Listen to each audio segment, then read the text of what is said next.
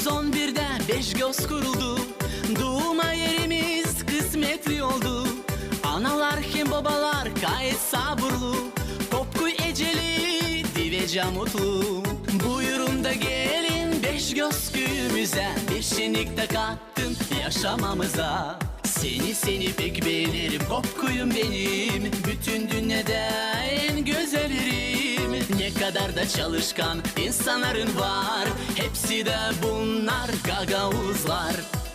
Seni pek beğenirim, Kopkuyum benim. Bucak dalında bulun her yerin. Baldan da tatlı da kızların var. Kopkuylular misafiri sevgiyle karşılar.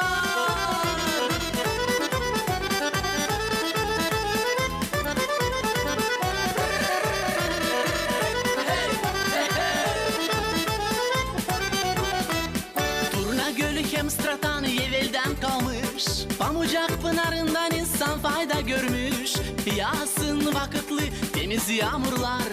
Bereket de versin kırnak dolaylar. Buyurun da gelin beş göz köyümüze. Bir şenlik de kattın yaşamamıza. Seni pek beğenirim, Kopkuyum benim. Bütün dünyada en güzellerim. Ne kadar da çalışkan insanların var. Hepsi de bunlar gagavuzlar. Seni pek beğenirim, Kopkuyum benim. Bucak dalında bulun her yerin. Baldan da tatlı da kızların var. Kopkuylular misafiri sevgiyle karşılar.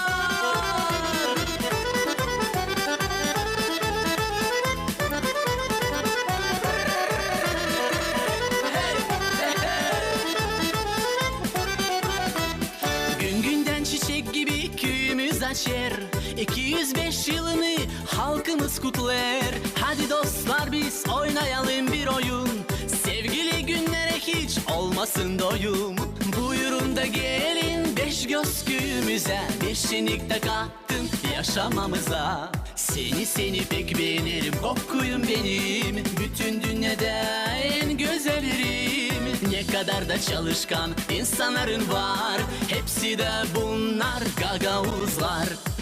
Seni pek beğenirim, Kopkuyum benim. Bucak dalında bulun her yerin. Baldan da tatlı da kızların var. Kopkuylular misafiri sevgiyle karşılar.